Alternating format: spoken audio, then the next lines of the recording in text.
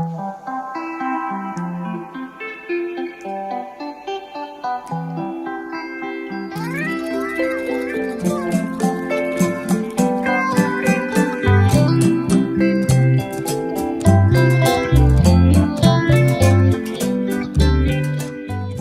revoilà plongés dans l'effervescence politique que s'est si bien alimentée une classe politique en panne d'idées rénovatrices et salvatrices et des médias en mal de turbulence. Il faut dire que chez nous, la surchauffe, on aime bien.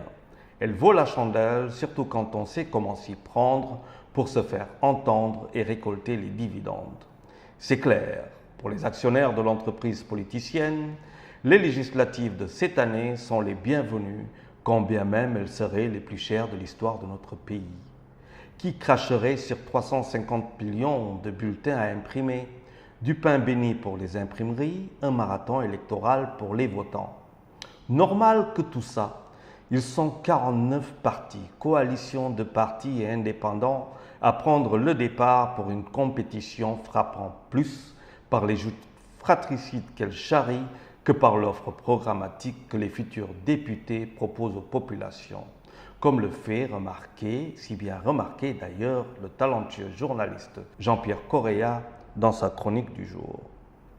Et oui, si l'on considère qu'il n'y a aucune proposition de loi 5 ans après la bataille des 20 listes en compétition pour la législature finissante, on n'a aucune peine à penser que des prochains représentants pourront produire 2 fois moins en vue de respecter les formes et la concordance mathématique.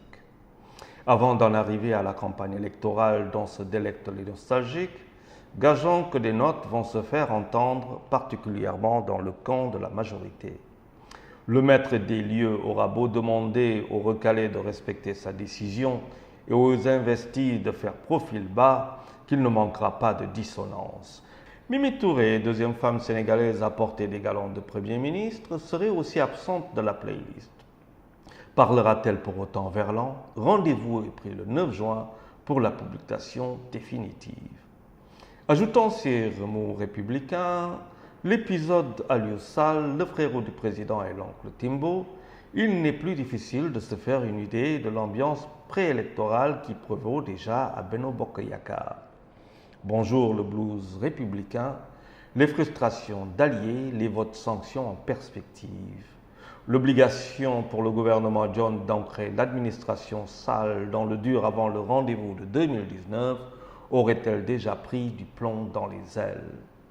Côté opposition, dont le semblant de coalition manco a volé en éclats suite aux touches de Papy Wade de retour dans le chaudron, la maison réumiste ne comptera pas Tcherno-Bokoum sur les sièges de la prochaine législature. Idi n'y comprend que dalle, mais faut-il croire que cette défenestration s'est faite sur son dos? Quant au calife Sall, embastillé dans la fournaise de Rebeuss, il joue son va-tout dans cette course quasi-présidentielle. Entre garder son Dakar et concevoir son capital de leader de l'opposition, l'exercice s'annonce risqué, mais qui ne tente rien n'a rien. Rappelons tout de même à tout ce beau monde qu'il n'y a pas que la politique au Sénégal, à Malem-Hodar dans la région de Kaffrine, autorités locales et populations dans la tourmente rappellent les 4 milliards de francs CFA promis. Cette zone enclavée, souffrant qui plus est d'un déficit de la pluviométrie en 2016, redoute un zéro agricole bis. N'oublions pas les malades du cancer convoyés au Maroc pour une reprise en main médicale après la mort annoncée de la radiothérapie chez eux. Et enfin, merci à nos Lionceaux, tombés contre les Mexicains en 8e de finale du Mondial des U20. Merci pour l'écoute et à bientôt.